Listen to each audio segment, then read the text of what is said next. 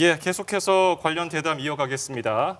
박수현 민주당 선대위 공보수석 부단장, 박정하 국민의힘 선대위 문화체육관광본부장, 최진 대통령 리더십 연구원장, 신율 명지대 정치외교학과 교수와 짚어보겠습니다. 네 분 감사합니다. 어서 오십시오. 어서 오십시오.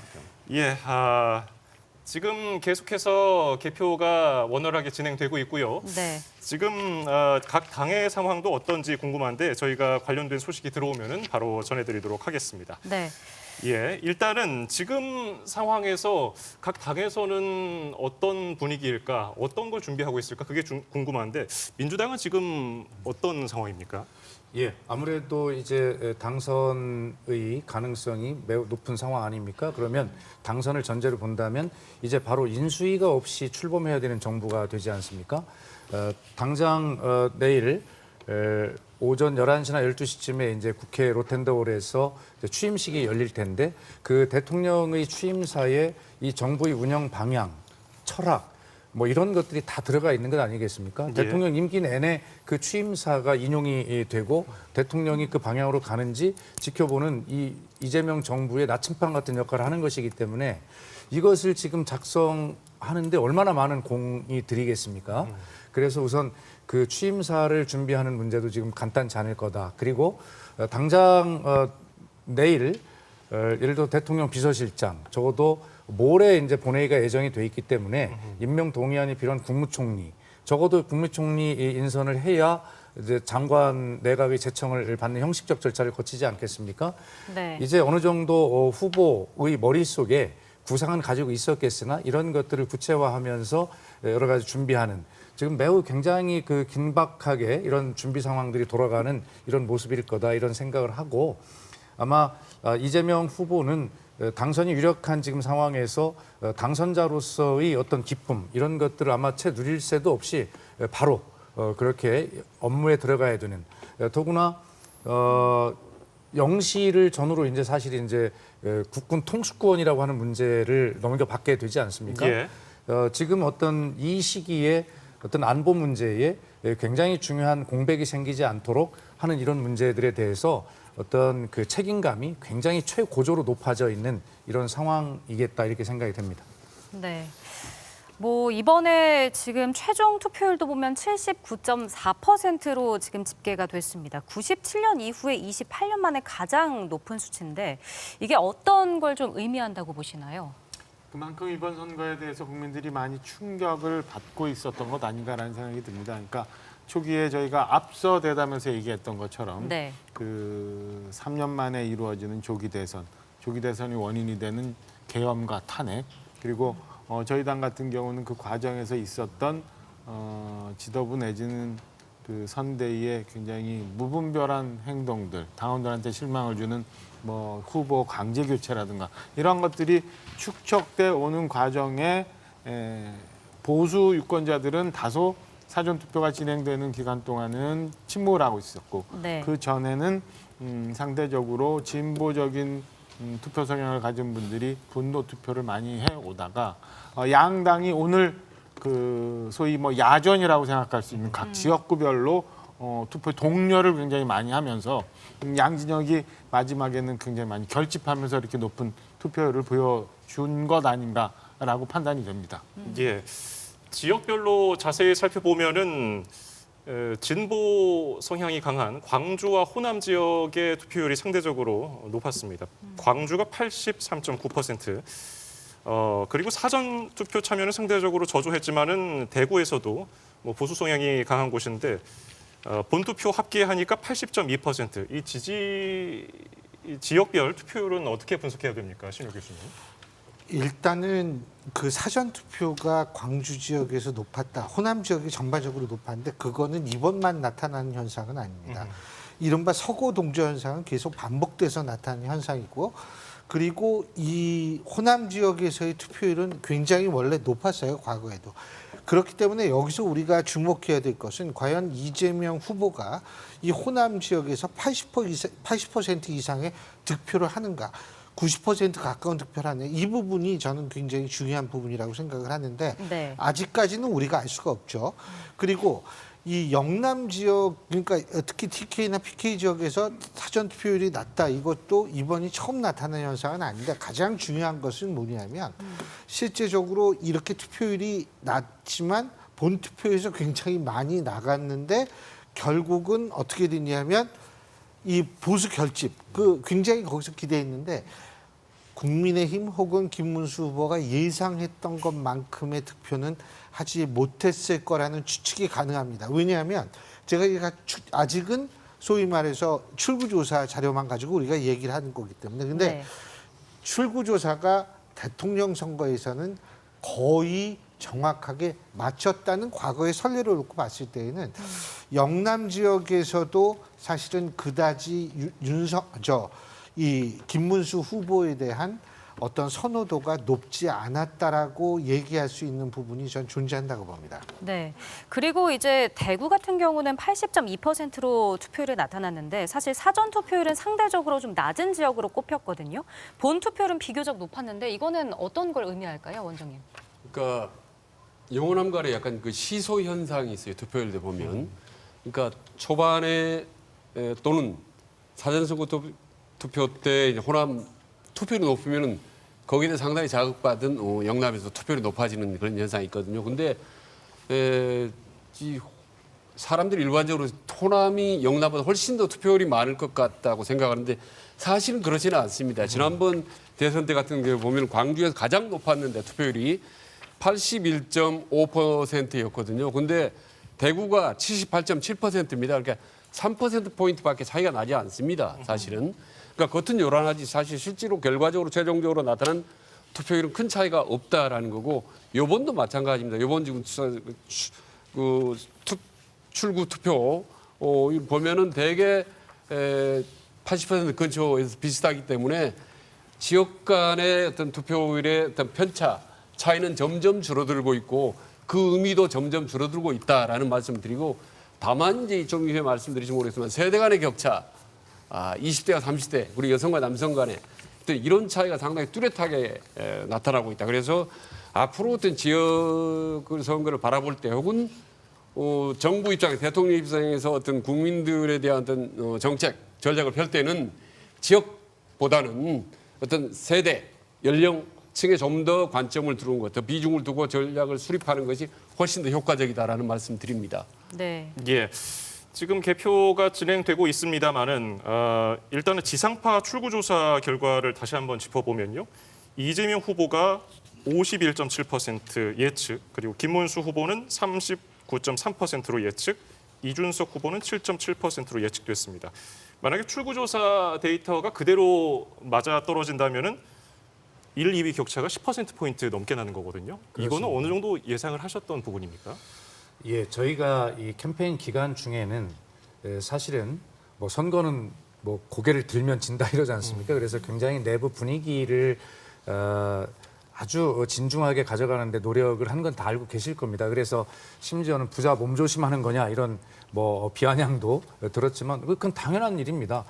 저희 내부 동향은 변하지 않고 이 계속해서 이 깜깜이 기간이라고 하는 이 중에 계속해서 10% 정도의 차이를 계속 유지해 왔던 것이 사실입니다. 네. 그럼에도 불구하고 저희들은 나태해지고 자만하는 그런 모습을 보이지 않으려고 노력했고 또 지지층의 결집을 이뤄내기 위해서 사실은 이번 선거가 내란 종식이라고 하는 잊어서는 안 되는 이런 것들이 있다라고 하는 그 메시지도 후보가 중간에 다시 강조를 하는 전술의 변화를 가지면서 계속 그 내부적으로는 이미 이런 자료를 가지고 알고 있었지만 밖으로는 그런 어떤 선거에 필요한 어떤 태도와 전술들을 계속 구사하는 그런 과정에 있었다 이런 생각이 들고요. 네.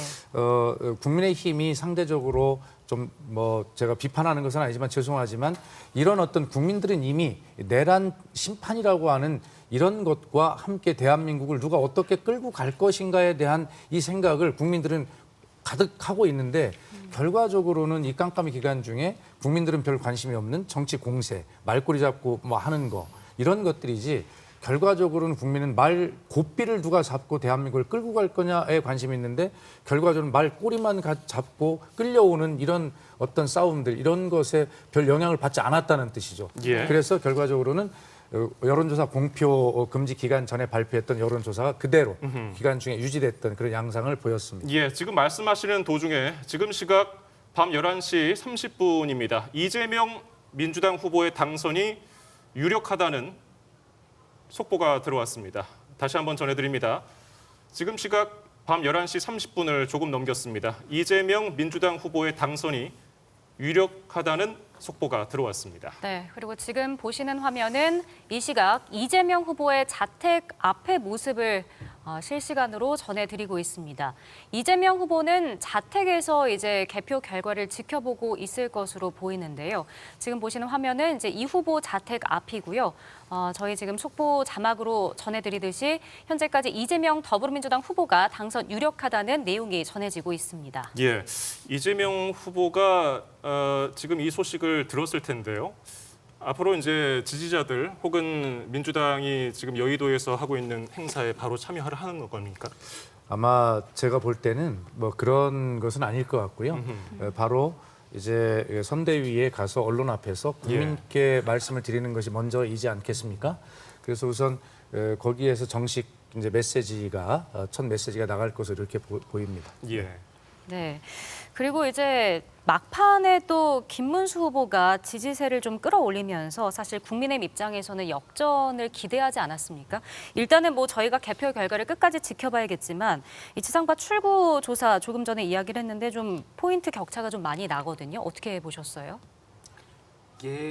예정됐던 혹은 뭐 예견됐던 결과라고 봐요. 그러니까 막판에 뭐 역전을 했다 아니면 굉장히 많이 붙었다라고 하는 거는 아까도 말씀드린 것처럼 사실은 과거부터 저희 당이 해왔던 방식이고 일종의 국민들을 사실은 현혹시켰던 방식이라고 봅니다. 실제 판세는 그다지 크게 변하지 않았음에도 불구하고 안에서 그들만의 리그를 하면서 그들만의 위안을 얻었던 거라고 보여집니다. 그래서 계속 저희가 말씀드리지만은 계엄과 이로 인한 탄핵 그리고 후보를 야간에 강제로 교체시키는 것까지 감행할 수 있었던 이 비민주적인 당내 운영이 결과적으로 오늘의 결과를 만들었고 선거운동 기간 중간에 있었던 뭐 후보의 장단점 이런 것들은 유권자들의 마음에 다가가기에는 앞서 있었던 두 가지 부담을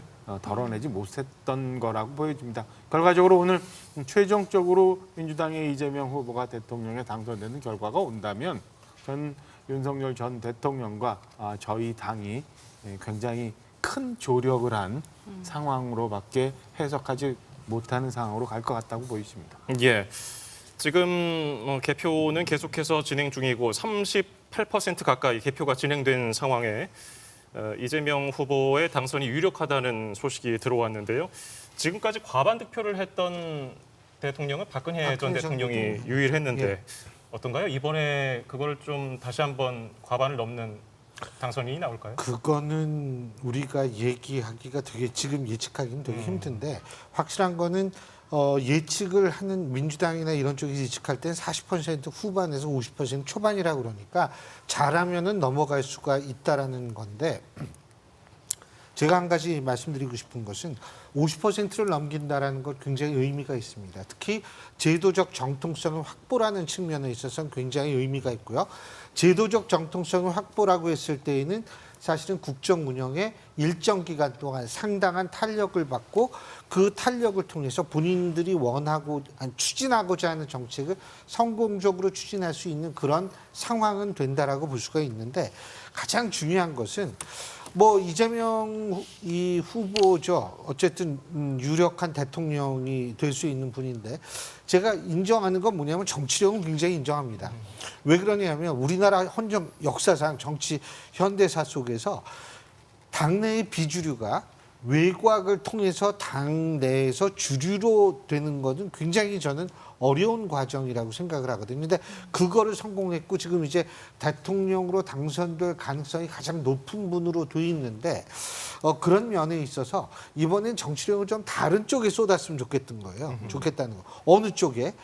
사실 국민의힘과 가장 대비되기 위해서 뭐냐면 국민의힘이 실패한 이유가 뭐냐? 여러 가지가 있는데 자꾸 계몽하려 들었다는 점이에요. 요새 세상에 뭐 계몽 이 단어가 많이 등장하는데 내 생각이 이러니까 나를 좀 이해해주고 따라주라. 이것 때문에 그런데 이재명 후보가 만약 대통령이 된다면 전 좀 국민들이 느끼게끔 계몽을 하지 않아도 느끼게끔 만드는 정치를 했으면 좋겠고요. 그런 차원에서 사실 그 정통성을 바탕으로 충분히 그렇게 할 수 있는 여유가 있거든요. 여유를 갖고 느끼게 만드는 정치를 했으면 좋겠다는 생각을 합니다. 네. 예. 자, 전국에서 이제 개표가 순조롭게 진행이 되고 있는데요. 자, 이 시각 개표 현황도 한번 살펴보겠습니다.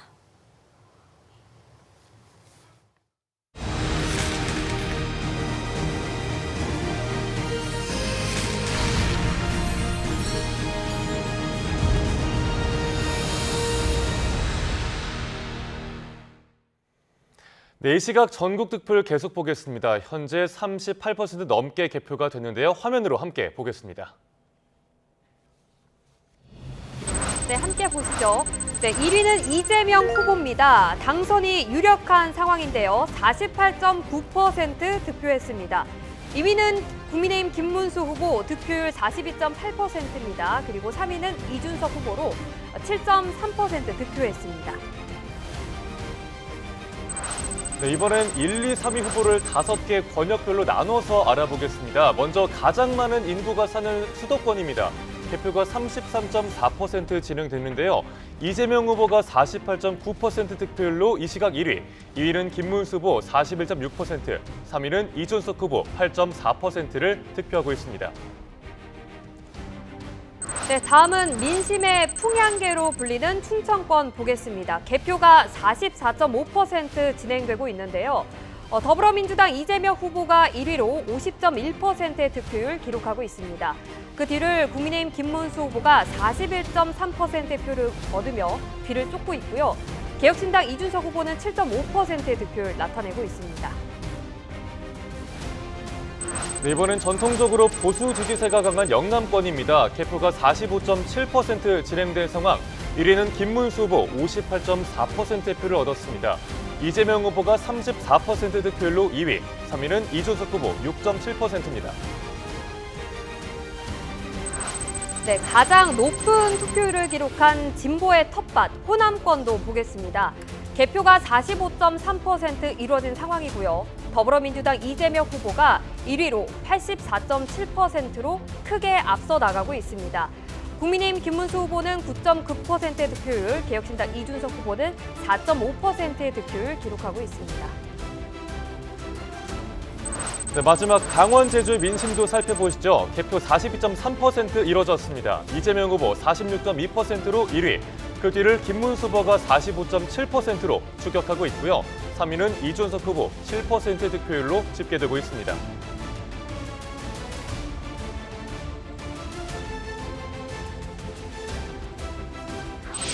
네, 계속해서 17개 시도별로 양강 후보 살펴보시죠. 서울입니다. 개표 34.1% 이루어졌고요. 이재명 후보 48.1%로 1위, 김문수 후보 41.7%로 2위를 달리고 있습니다. 다음은 두 후보가 경기도지사를 지낸 경기 지역 보겠습니다. 개표가 37% 이뤄진 상황. 더불어민주당 이재명 후보가 49.3%의 표를 얻으며 1위, 국민의힘 김문수 후보가 41.7%의 득표율로 2위입니다. 다음은 인천입니다. 개표는 22.5%가 이뤄졌고요. 50.3%의 득표율을 기록한 이재명 후보가 이 시각 1위, 김문수 후보 40.8%로 추격하고 있습니다. 네, 역대 대통령을 모두 맞춘 대전으로 가보겠습니다. 개표가 45.3% 진행됐습니다. 더불어민주당 이재명 후보가 51.4%로 1위, 국민의힘 김문수 후보가 38.5%로 뒤를 쫓고 있습니다. 네, 역시 역대 대선에서 민심의 바로미터 역할을 해온 충남입니다. 개표 46.7%로 절반 정도 이루어졌는데요. 49%의 득표율로 이재명 후보 1위, 김문수 후보 43.4%로 2위를 달리고 있습니다. 네, 충남에 이어서 충북도 보겠습니다. 개표가 47.4% 이뤄진 가운데 더불어민주당 이재명 후보가 48.9%의 득표율로 1위 나타내고 있고요. 2위는 국민의힘 김문수 후보입니다. 43%의 표를 얻었습니다. 계속해서 세종의 민심도 함께 볼까요? 31% 개표가 이뤄진 상황에서 57.9% 득표율로 이재명 1위, 김문수 후보가 31.1%로 뒤를 쫓고 있습니다. 네, 다음은 대구 보겠습니다. 보수의 심장입니다. 개표가 50% 넘게 이루어졌고요. 역시 국민의힘 김문수 후보가 72.3%로 넉넉하게 앞서고 있습니다. 민주당 이재명 후보 19.7%의 득표율을 나타내고 있습니다. 네, 두 후보의 고향이는 경북도 볼까요? 개표 47.6% 이루어졌습니다. 김문수 후보가 66.2%의 표를 얻으면서 앞서갑니다. 이재명 후보 27.1%로 2위입니다. 네, 계속해서 PK 지역에서 부산 먼저 보겠습니다. 개표가 50% 넘게 이루어졌고요. 국민의힘 김문수 후보가 52.1%의 득표율로 1위, 민주당 이재명 후보가 40% 조금 넘는 득표율을 나타내고 있습니다. 네, 지금 개표 상황 시도별로 전해드리는 가운데 민주당 이재명 후보가 당선이 확실하다는 속보가 전해졌습니다. 네, 다시 한번 전해드립니다. 더불어민주당 이재명 대선 후보의 당선이 확실하다는 내용이 들어왔습니다. 네, 계속해서 울산 개표 상황 짚어봅니다. 네, 다시 전국으로 가보겠습니다. 41.1% 진행되는데요. 이재명 후보 48.9%로 당선이 확실합니다. 2위는 김문수 후보 42.7%고요. 이준석 후보가 7.3%입니다.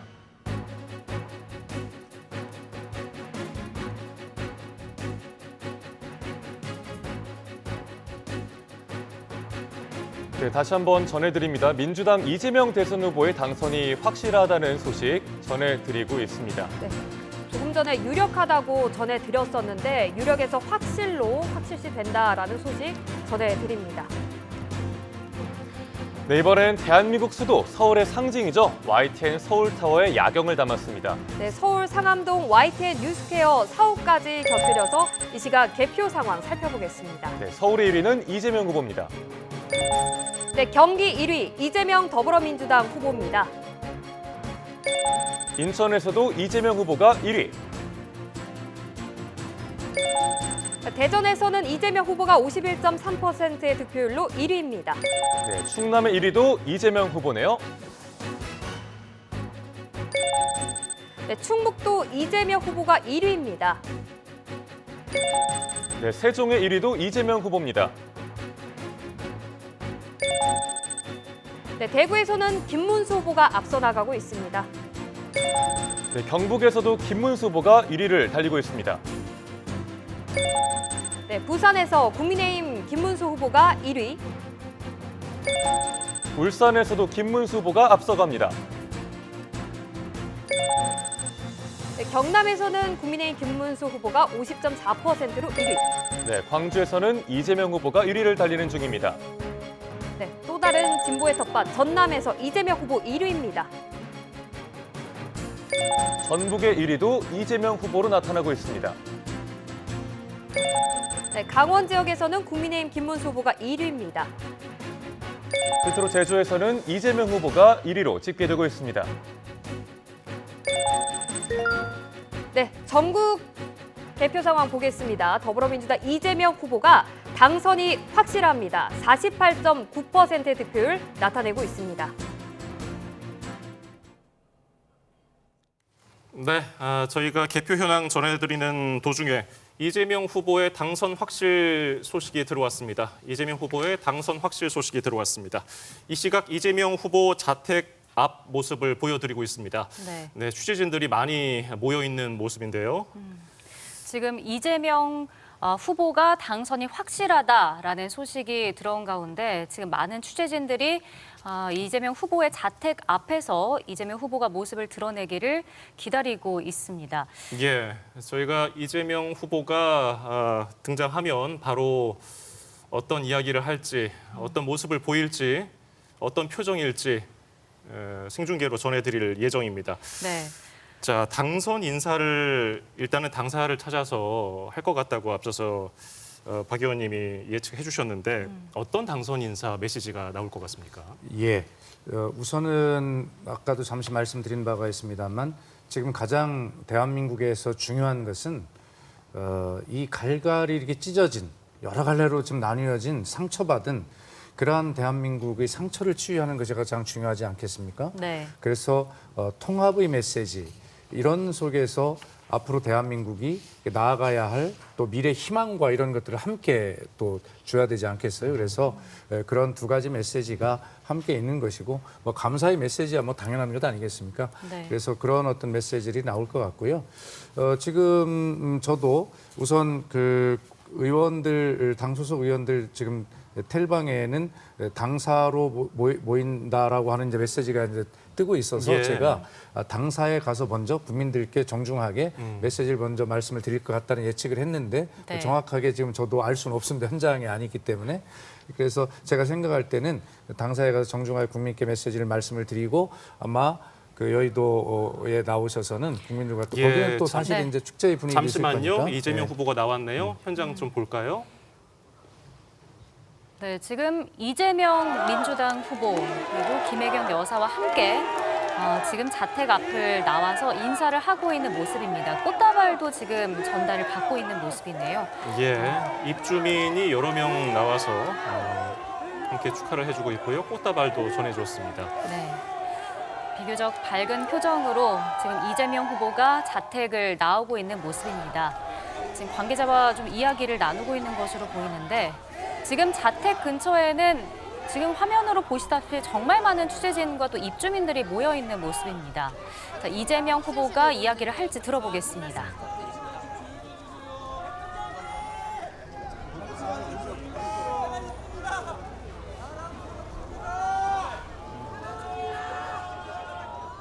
잠시만 조용히 해주세요.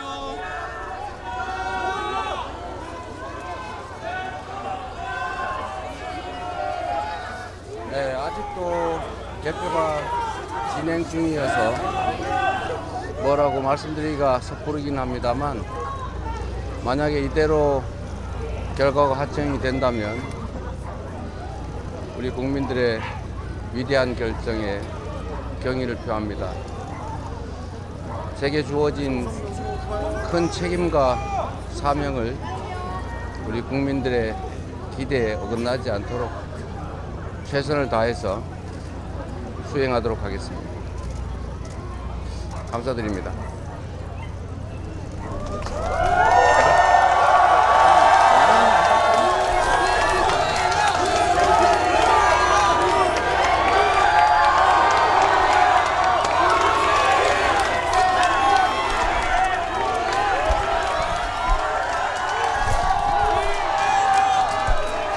예, 이재명 후보 당선 확실 속보가 뜨자마자 모습을 드러내서 네. 국민의 선택에 경의를 보낸다고 얘기를 했습니다. 네. 지금 이재명 후보는 김혜경 여사와 함께 지금 지지자들, 입주민들에게 인사를 하면서 자택에서 좀 이동을 하고 있는 모습을 생중계로 보고 계십니다. 예, 곧 여의도로 이동을 할 것으로 보이는데요. 일단 입주민들, 환영하고 있는 입주민들, 지지자들에게 손을 흔들면서 인사를 하고 있는 모습입니다. 네, 지금 지지자들에게 이제 꽃다발을 전해 받으면서 미리 축하 인사를 좀 받고 있는 모습이고요. 오늘 이재명 후보 보라색 넥타이를 맸습니다. 그리고 지지자들에게 손을 흔들면서 인사를 하고 지금 차량에 탑승을 하고 있는 모습입니다. 예, 지금 차량에 탑승했고요. 네. 한 20분에서 30분 사이면은 여의도로 도착할 것으로 보입니다. 네. 저희가 계속해서 이동하는 모습 그리고 여의도에 도착하면 또 모습 전해드리도록 하겠습니다. 네. 예, 저희가 이재명 후보의 발언을 다시 한번 좀 들어보겠습니다.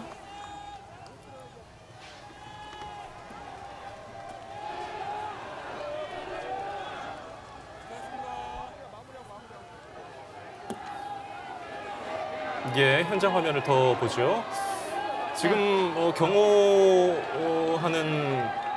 인력도 주변에 있는 것으로 보이고요. 최진 원장님, 일단 지금 큰 책임과 사명을 기대에 어긋나지 않도록 최선을 다하겠습니다라고 얘기를 했어요. 네. 지금 이재명 후보는 가장 어떤 것을 주안점에 두고 있는 걸까요? 일단 표정이나 발언을 보면 좀 상당히 좀 절제된 좀 표현을 하는 것 같습니다. 예.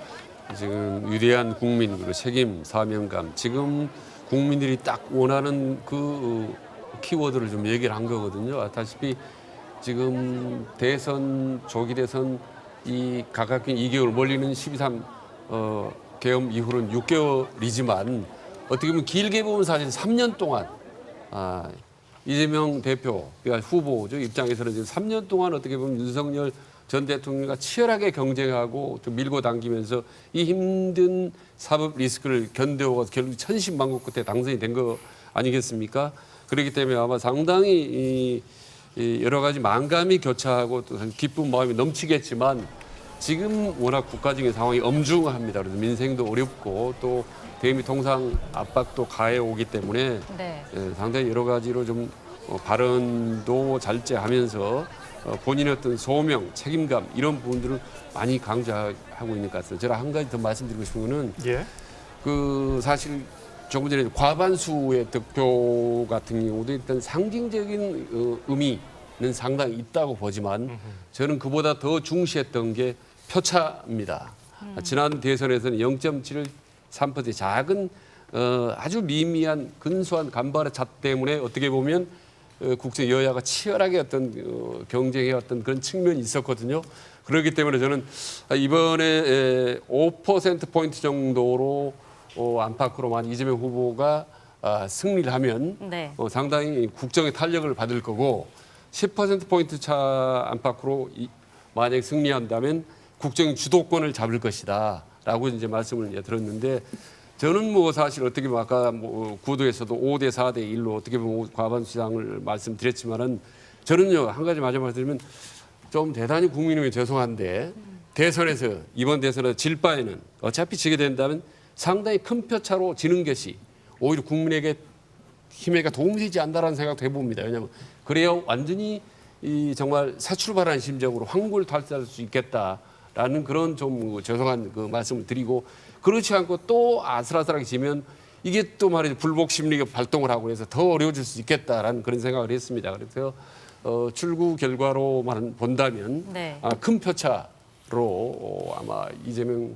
후보가 당선될 가능성이 높기 때문에 이후 그러니까 당장 내일부터 상당히 좀 국정 주도권을 쥐면서 어떤 상당히 좀 빠르게 나아갈 수 있겠다, 나가겠다라고 지금 예상을 해봅니다. 예, 네. 박정하 의원님 지금 최진 원장님 분석은 조금 뼈아플 수도 있는 대목인데요. 어떻게 들으셨습니까?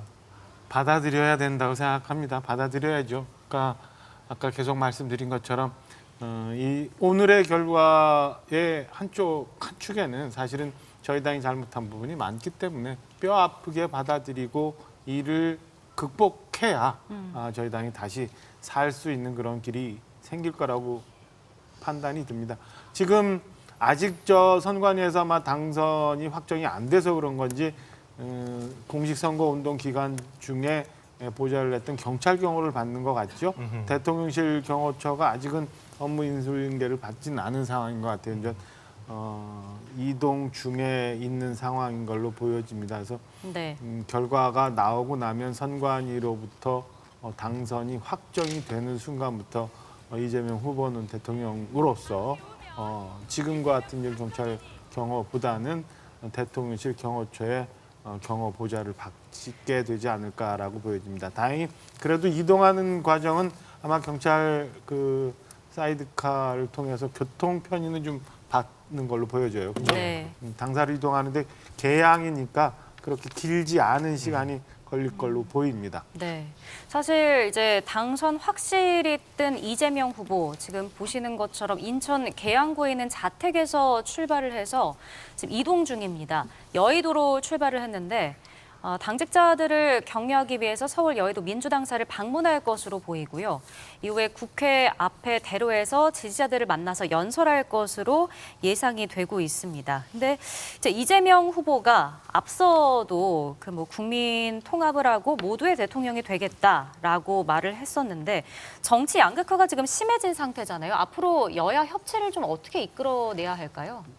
그러니까 이게 이제 제가 그 우선 국민의힘이라고 하는 이제 야당이 되는데 야당의 그 역할에 대해서 먼저 말씀을 좀 드려볼게요. 죄송하지만 네. 저는 키워드로 협력과 경쟁을 잘했으면 좋겠다는 말씀을 드려요. 협력이라는 것은 뭐냐면 이재명 정부가 우선 해야 될 것이 두 가지입니다. 내란 종식과 국가 위기를 극복하는 것 아니겠습니까? 근데 이 내란 종식을 하는 과정에서 지금까지 6개월 동안 이것을 인정하지 않고 버티고 뭐 지금 윤석열 대통령 진지를 구축하고 저렇게 하고 있는 이런 모습들이 계속된다면 사실 굉장히 좀 어려울 상황이 있을 수가 있어요. 그래서 국민의힘도 환골탈태하고 다시 살아나려면 이 내란의 문제에 대해서는 확실하게 이재명 정부가 빨리 정리를 할 수 있도록 협력하는 것이 중요하다라는 말씀을 드리고요. 그리고 나서 이제 미래 희망과 비전을 가지고 같이 경쟁을 해야 국민의힘도 살 것 아니겠습니까? 이런 측면에서 저는 협력과 경쟁이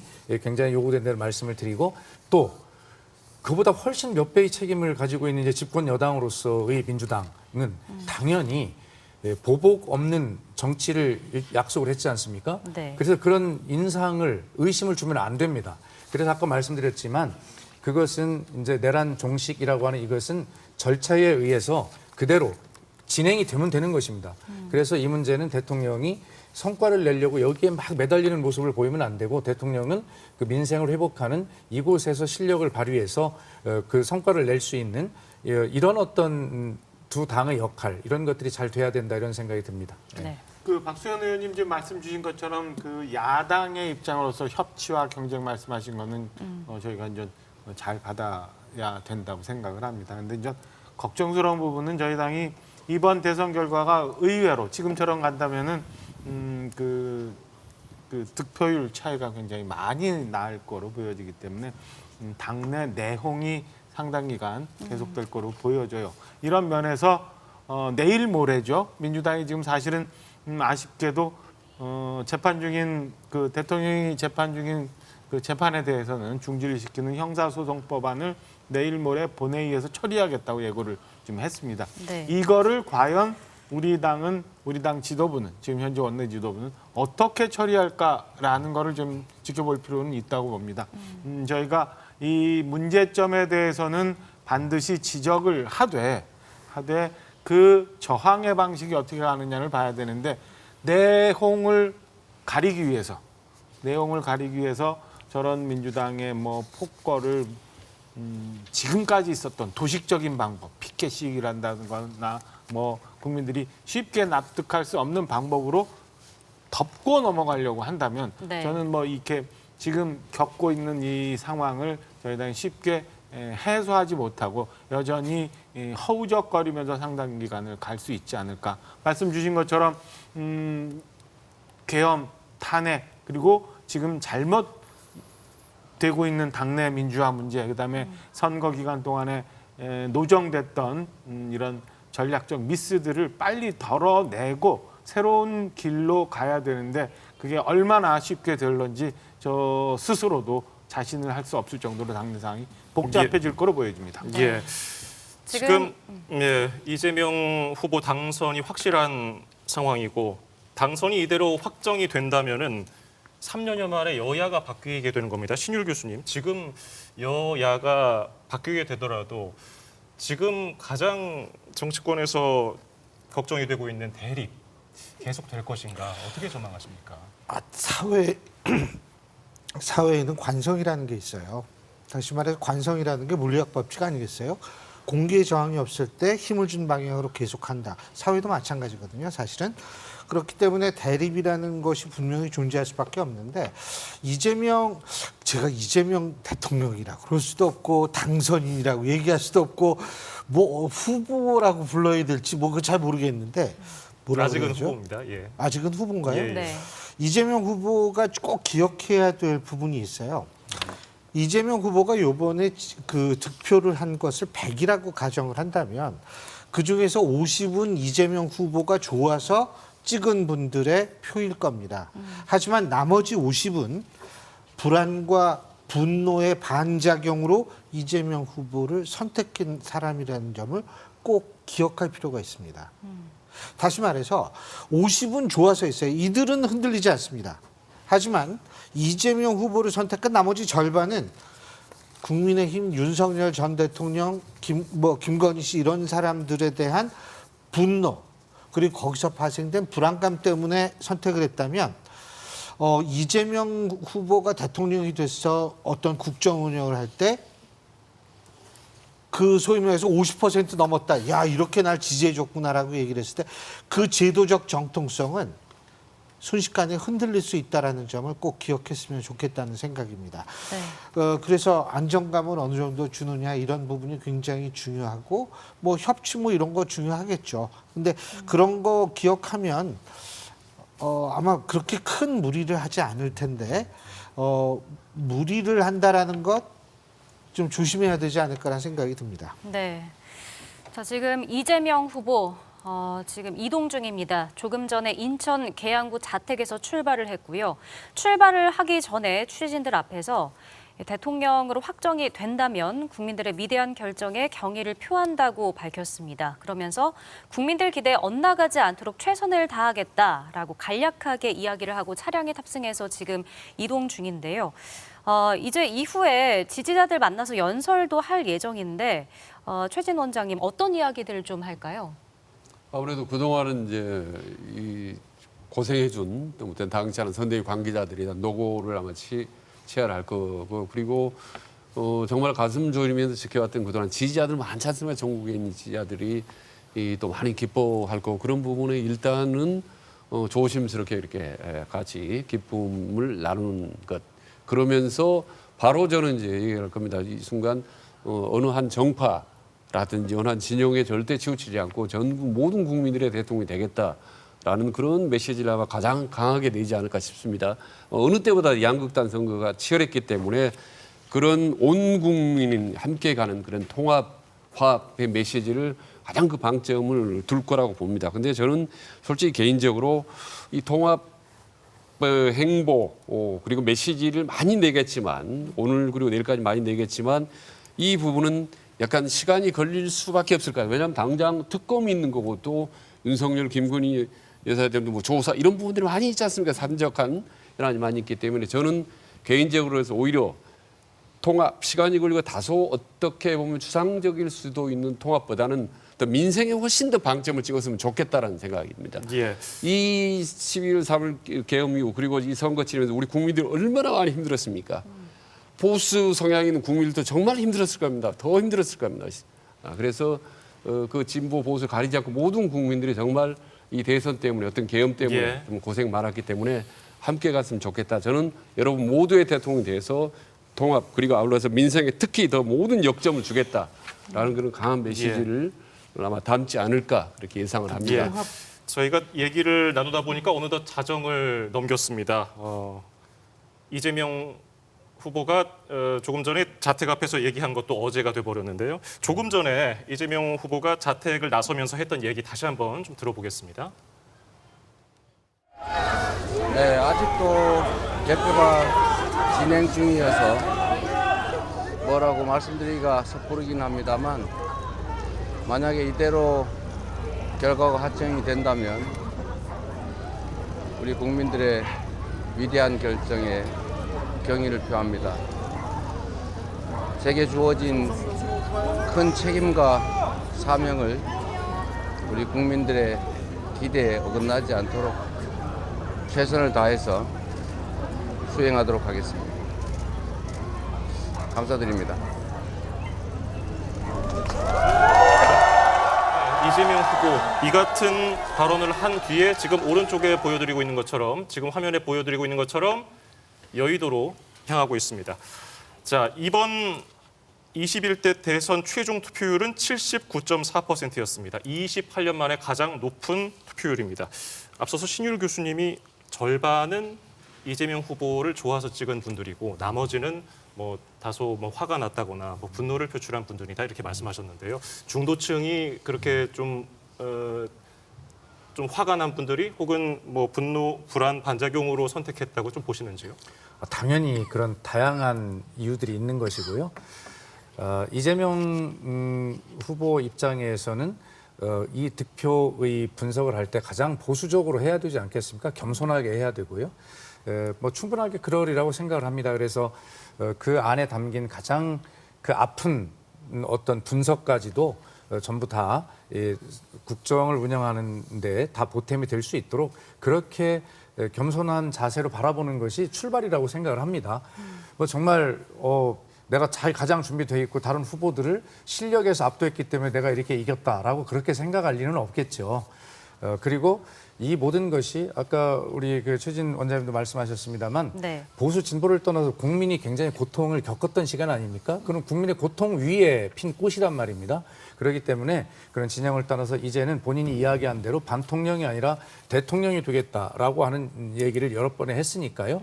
제가 거듭 말씀드립니다만 보수 진보든 서로 입장을 바꿔놓고 보면 다 상처를 받은 것입니다. 대통령은 그 모든 국민의 상처를 진영의 입장에서가 아니라 대통령의 입장에서 전부 다 치유할 수 있는 그러한 태도와 그러한 자세와 그런 또 언어와 또 그런 정책들을 가지고 통합으로 이끌고 나가야 되지 않겠습니까?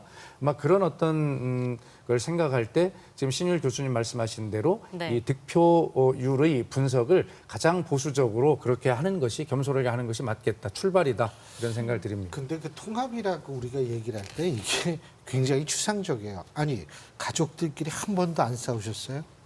가족들끼리도 갈등을 겪는 게 우리가 사는 세상이에요.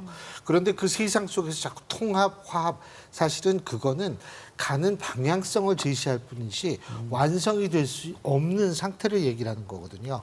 자, 제가 이 말씀을 왜 드리냐면 통합, 화합, 뭐 저는 사실 그게 뭐 그렇게 완벽하게 이루어질 수 있는 건 아니라고 생각합니다. 하지만 노력을 한다는 의미에서 우리나라는 정치를 특히 사람 중심으로 바라보는 문화가 강하거든요. 그래서 인사를 할 때 이제 장관 임명하고 그럴 거 아닙니까? 그때 절반가량을 전혀 다른 진영에 있는 사람으로 채우는 것이 어떨까라는 생각을 합니다. 그거는 사실 굉장히 중요한 부분인데 사람을 중심으로 했을 때 예를 들면 상대 진영에서 보수 진영에서 야, 이러고 우리 쪽 사람을 이렇게 갖다 쓰네? 라는 느낌을 줬을 때 국민들은 비로소 거기에서 치유와 안정감을 느낄 수 있을 거거든요.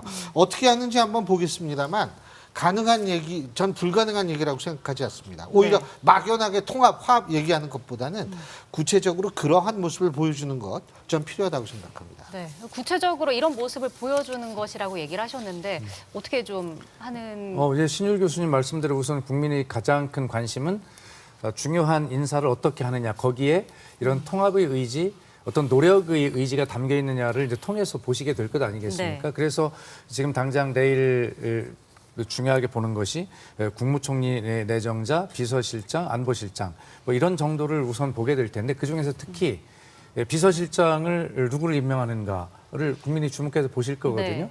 아마 이번 그 대통령 후보 당내 경선 과정에서 어떤 캠프 임명을 인사를 보고 굉장히 의아해했습니다.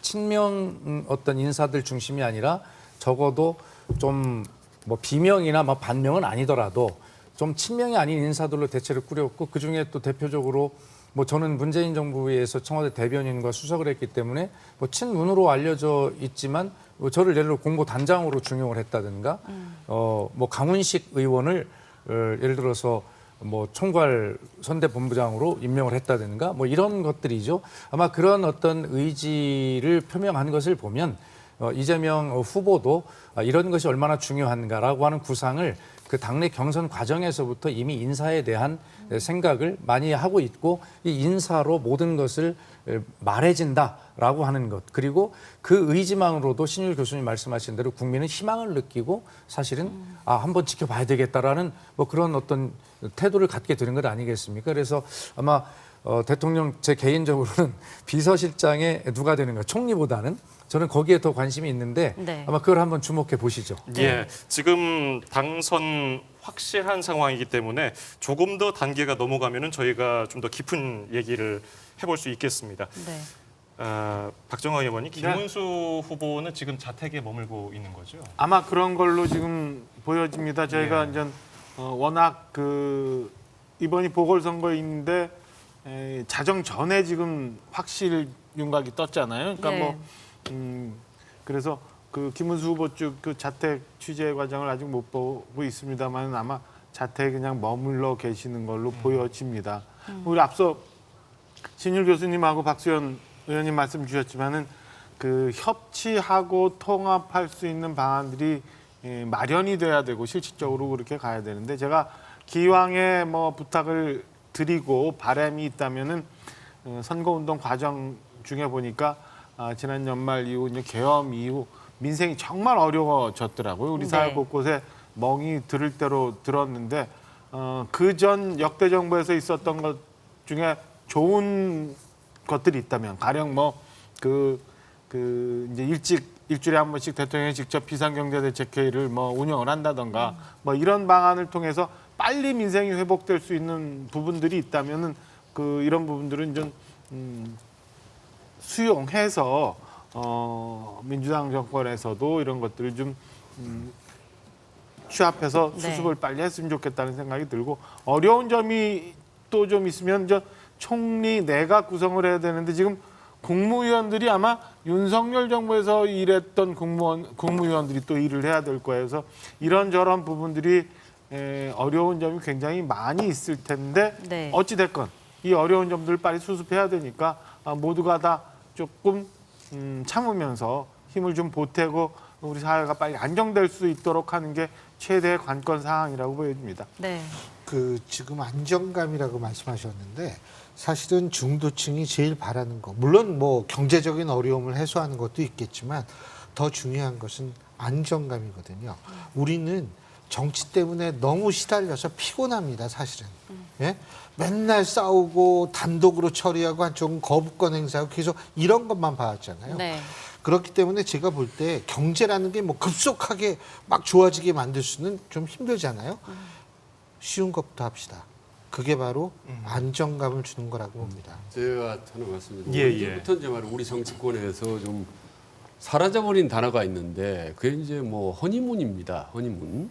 정권이 막 바뀌면은 새로운 정부가 좀 마음껏 일을 할수록 한번 봐주는 기간, 뭐 이런 기간이 있어야 되지 않습니까? 저는 이게 짧으면 한 6개월, 저는 길면 1년 정도라고 보는 거거든요. 근데 저는 지난번에 민주당이 참 아쉬운 부분이 그 부분이에요.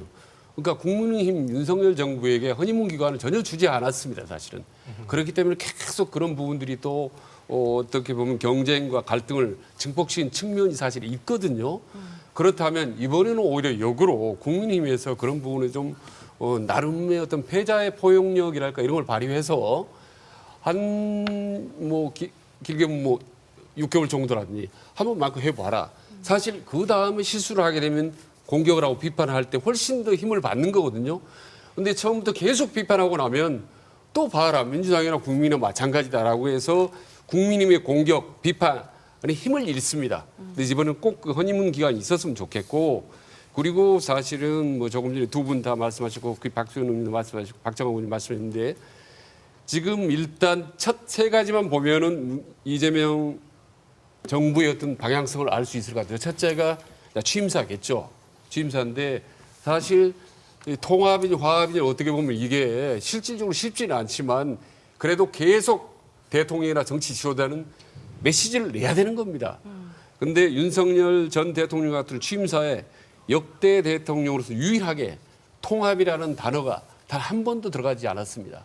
이 부분이 너무 아쉽고 그래서 설령기의 빈말이라 할지라도 우리는 계속 정치 지도자들은 통합 이런 부분을 화합 이런 부분을 계속 반복해야 된다는 말씀드리고 그리고 이제 첫 내각 첫 대통령실의 어떤 인선을 보면 이 정부가 어디로 가겠다. 네. 좀 걱정스럽다. 잘할 수 있다. 이런 부분의 판단을 쓸 것 같습니다. 컷 테이프가 이제 조금 전에 말씀드린 비서실장일 수도 있는데 총리가 더 중요하겠죠. 총리. 그렇지 않겠습니까? 어떻게 보면 이재명 대통령이 되면 이제 또 아바타나 다름없는 그 총리, 첫 총리를 아마 요 2, 3일 사이에 고민하지는 않았을 거고 이미 오래전부터 아마 국민의힘이든 민주당이든 다 충분히 아마 고려하고 네. 선택을 해왔기 때문에 저는 개인적으로 대단히 궁금합니다. 네, 사실 뭐 이재명 후보가 계속해서 선거 운동을 하면서도 뭐 민생이라든지 경제를 강조했고 지금 네 분께서도 얘기해 주셨지만 안정감도 이야기를 해주셨거든요. 통합이란 말도 나오고 이 부분에 이제 초점을 맞춰서 이재명 후보가 이제 당선이 된다면 좀 초점을 맞추고 좀 진행을 할까요? 당연히 뭐 그렇겠죠. 이제 대통령은 이제 뭐 본인이 워낙 많은 경험과 또 사실은 여러 가지 그 입장에서 보면 고통을 겪어서 이 자리에 온 것 아닙니까? 네. 그러면서 본인이 이제 뭐 느낀 바도 많을 텐데요. 저는 그런 과정에서 대통령은 대통령이더라도 우리 국회가 어떻게 할 것인가라고 하는 문제를 굉장히 중요하게 생각해야 된다고 보는데요. 그러니까 사실은 가장 우리 선거 기간 중에 많이 들었던 이야기가 입법 독주와 거부권의 남용 이 두 가지 아닙니까? 이런 이제 악순환은 없어져야 갈등 관계를 좀 없애지 않겠어요? 그게 출발이라고 보는데요. 네. 그래서 저는 우리 박정아 의원님께도 이렇게 같이 계신 말씀을 드리는 게 어떤 법이 하나 있습니다. 법안이 있는데 그러면 민주당이 어떤 방향으로 법안을 내면 국민의힘은 거기에 대해 100% 찬성할 수는 없는 노릇 아닙니까? 대개가. 그렇다면 우리 의견은 이래라고 말로 하지 말고 그건 거꾸로 국민의힘이 내는 법안에 대해서 민주당도 반대 의견이 있다면 서로의 법안을 내야 합니다. 그래서 네. 그걸 가지고 각 상임위의 법안심사위원회에서 서로 토론하고 합의하고 협의하고 이런 어떤 정해진 절차대로 해야 되는데 사실은 지난 어떤 과정 속에서 민주당은 입법 폭주했다, 거부권 남용했다 이런 어떤 구조, 갈등 구조가 국민을 되게 신율 교수님 말씀하신 대로 불안하게 만들고 협치를 어렵게 만드는 것이거든요. 그래서 법안은 그러니까 말로 하지 말고 법안을 내서 법안으로 이야기를 해야 합니다. 그래서 이런 것이고요. 민주당 입장에서 보면 좀 억울했던 게 이런 측면이 있어요. 대표적으로 양국관리법 같은 경우도 저희는 양국관리법을 원안대로 A를 냈는데 국민의힘에서 자기들 의견을 내질 않아요, 법안으로. 그러니까 민주당이 일방적으로 통과를 시킬 수밖에 없어요. 그러면서 민주당에서는 사실은 대통령이 걱정하시는 거, 또 국민의힘이 걱정하는 내용을 담아서 자체 수정을 해서 또 냈어요, 당연히.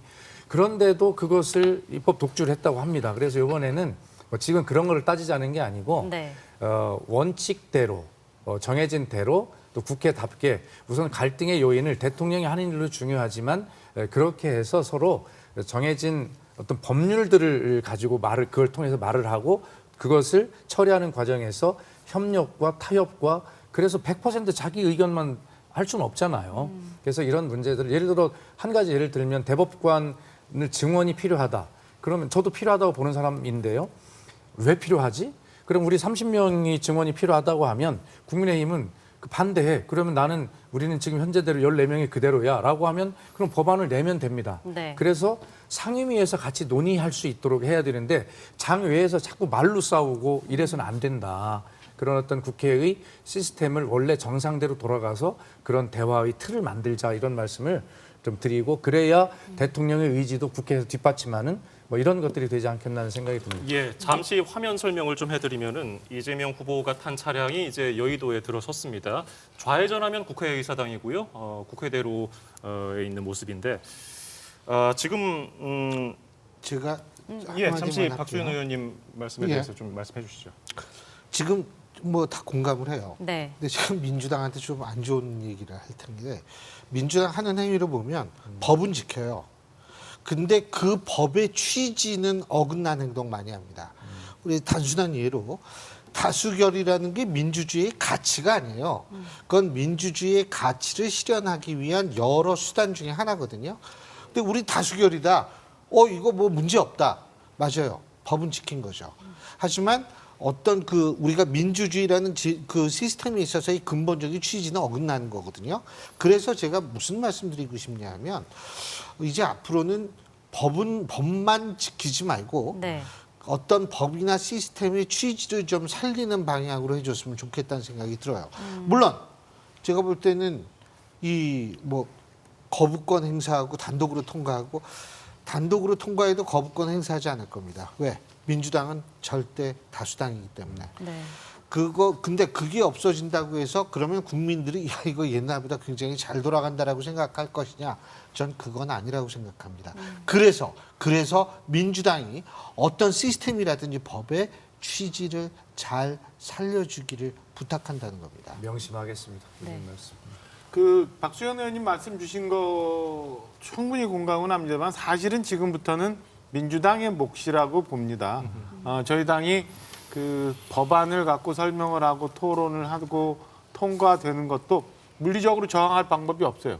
지금 뭐 200대 100밖에 안 되는 의석 구조이기 때문에 네. 민주당이 토론할 수 있는 과정과 절차를 보장해주고 소수당의 의견도 구할 수 있는 그런 포용의 모습을 보여주는 게 중요할 때다라고 판단이 됩니다. 예, 당장 그 네, 오일- 지금 이재명 후보가 이제 예. 도착을 한 것 같습니다. 그렇군요. 예. 민주당사에 지금 도착을 한 모습이고요.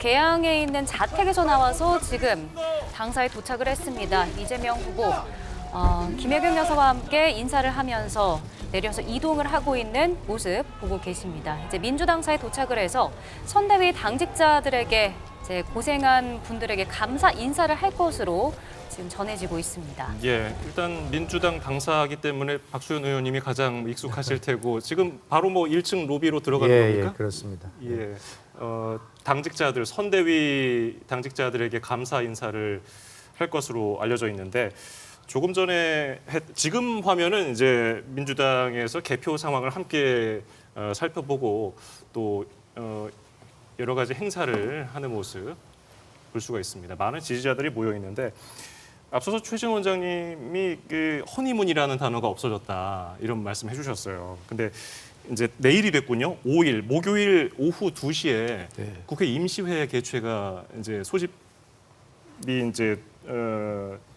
요청을 해서 민주당에서 이제 열리게 되지 않습니까? 네. 여기에서 어떤 뭐 법안들이 상정되고 뭐 처리가 될지 그러면은 또 다시 허니문이라는 게 있을 수가 있을지 또 시끄러워지는 건 아닌지 어떻게 전망하십니까? 그러니까 현임 복귀를 다시 해야 되는데 지난 3년 동안은 혼인문이 완전히 실종된 이유가 뭐냐 솔직히 두 분 의원님께 여쭤보겠는데 어떻게 보면 솔직히 말하면 오다 정치 때문에 그런 거 아니겠습니까? 의원들이 원내대표라 의원들 개개인은 보면 다 형동하지 않습니까? 여야로 갈랐지만은 그리고 얼마든지 의견을 좁힐 수가 있어요. 근데 위에 있는 오더를 내리면 그거 안 되지 않습니까? 이게 돌아서고 특히 근데 이게 있습니다. 제1야당의 당 대표가 오더를 내리는 거하고 대통령이 오더를 내리는 거로 완전히 차원이 다릅니다. 대통령이 오더를 내리면요. 정부까지 모든 권력기관이 다 일사불란하게 다 움직이기 때문에 그 폐해가 훨씬 더 큽니다. 물론 민주당도 다수당으로도 밀어붙이고 오다 정치를 한 건 분명히 그건 뭐 부인할 수 없습니다. 줄탄핵이나 이런 부분들은 많이 그동안에 비판을 받아왔고 그 부분이 고쳐야 될 부분이지만 대통령이 배후에서 막후에서 이렇게 해라 마라 라는 부분에 대해서 국민들이 훨씬 더 엄중하게 이걸 비판을 세게 할 수 있기 때문에 지난번 윤석열 정부는 그 어떻게 보면 이른바 윤심 정치 때문에 많은 당내 분열이라든지 많은 폐해가 있었다. 이거를 반면교사로 삼아서 이재명 대통령이 된다면 아마 그런 오다 정치를 근절을 하고 최소화하고 당에 많은 좀 전폭적으로 어떤 자율권을 줬으면 좋겠다. 특히 대표 말고 그 밑에 원내대표로 하여금 특히 또 상임이라든지 각각 의원들이 중하위 의원들끼리 각자 의원들끼리 서로 여야 간의 어떤 협의를 한다면 훨씬 더 나을 것 같다. 그런 점에서 어떤 수직적인 어떤 이 권위 체제, 어떤 지위 체제 이런 부분을 좀 최대한 좀 약화시켜서 수평적 구도, 말로만 그동안 해왔던 수평적인 그런 당정 관계라든지 여야 관계가 이번에 이루어졌으면 좋겠다. 그걸 좀 이재명 아마 후보 그러니까 누구보다도 여실히 알지 않겠습니까? 깨닫지 지난 3년 동안 그렇기 때문에 정말 협치의 진수를 좀 보여줬으면 좋겠다 하는 바람입니다. 예, 네. 박소연 의원님 어떻게 들으셨습니까? 소위 오더 정치? 예, 그 뭐 정말 서로 성찰해야 될 문제죠. 아까 이제 앵커께서 6월 5일 본회의에 상정될 법안에 관해서 이제 좀 질문을 하셨지 않습니까? 예. 지금 어떤 것들이 이제 의제로 올라갈지 뭐 그것은 뭐 아까 박정하 의원님은 발표가 됐다고 말씀하셨는데 저는 아직 확인을 이제 못해서 정확히 모르겠습니다만 현재까지 일단 알려진 것은 형사소송법을 올릴 거냐 하는 문제는 확인을 못했고요. 다만 대체로 이제 특검법 우리가 이야기했던 내란 특검법을 비롯해서 김건희 여사 특검법, 최혜병 특검법 이런 것들은 아까 제가 말씀드린 좀 빨리 지나간 일들 옳고 그른 문제에 있어서 이것은 뭐 잘못된 거라고 하면 빨리 처리가 되도록 그런 복잡한 시간을 좀 서로 잡음이 나는 이런 시간을 뭐 좀 많이 안 나도록 이런 걸 빨리 협조해서 처리했으면 좋겠다 이런 이야기고요.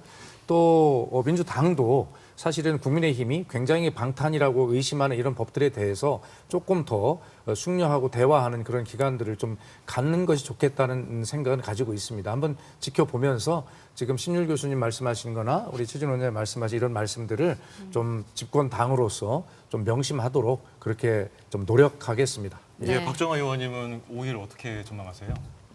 오히려 좀 걱정되는 부분이 있어요. 그러니까 말씀 주신 것처럼 사실은 우리 사회가 진작 정리했었어야 되는 몇 가지 특검에 대해서는 저희 당내에서도 여러 이견이 있었던 건데 그런 것들은 정리를 해야 됩니다만 지금 납득하지 못하는 형사소송법 같은 것들은 정말 재고를 한번 해봐야 되지 않나라는 생각이 듭니다.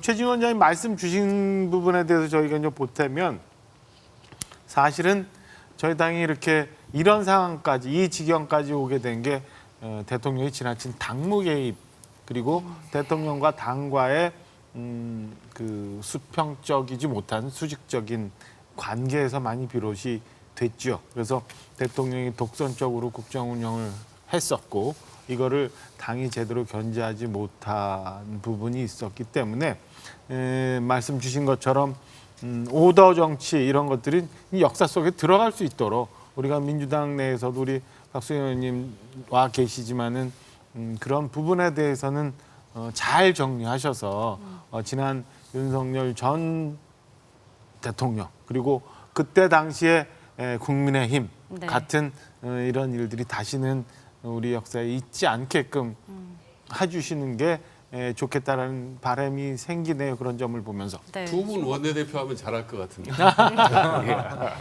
지금 뭐 대통령의 뭐 당무 개입이나 당과의 관계를 좀 짚어주셨는데 신율 교수님 뭐 생각하셨을 때 이제 앞으로 이런 부분 짚어주신 만큼 새로운 정권으로 이제 바뀐다면 이 부분도 좀 고려를 해야 되지 않을까요? 새로운 정권으로 바뀌었을 때에 뭐를 이런 뭐 지금 짚어주신 대통령 당무 개입이나 당과의 관계에 대해서 좀 얘기를 그렇죠. 해주셨는데. 뭐 그거 근데 그게 솔직히 말씀드려서 쉽게 바뀌지는 않을 겁니다. 왜 그러냐면 이거는 우리나라의 정치적 관행과 얽힌 문제고 네. 그렇기 때문에 예를 들면 내가 대통령이 됐는데 갑자기 나부터는 그렇게 하지 말라라고 얘기를 했을 때 그것을 받아들이기가 굉장히 힘든 것. 마치 이거하고 똑같아요. 개헌을 하겠다라고 얘기를 다 대통령 대선 때 얘기를 하다가 대통령 되면 개헌 추진한 대통령이 단 한 명도 없듯이 네. 전 이것도 실제로 실행에 옮기기는 굉장히 힘들 거라는 생각이 듭니다. 하지만 제가 한 가지 좀 희망하는 건 뭐냐면 윤석열 전 대통령은 정치를 안 했던 사람이 갑자기 대통령이 돼가지고 근데 거기에 사실은 의지라고 그래야 되나 욕심이라고 그래야 되나 잘 모르겠는데 그게 앞서가지고 무리한 측면이 많거든요. 네. 근데 이재명 후보 같은 경우에는 정치를 오래 한 사람이기 때문에 제가 볼 때 그런 면에 있어서는 조금 다른 모습을 보일 가능성은 있다. 뭐 이 정도로 해두죠. 뭐. 예.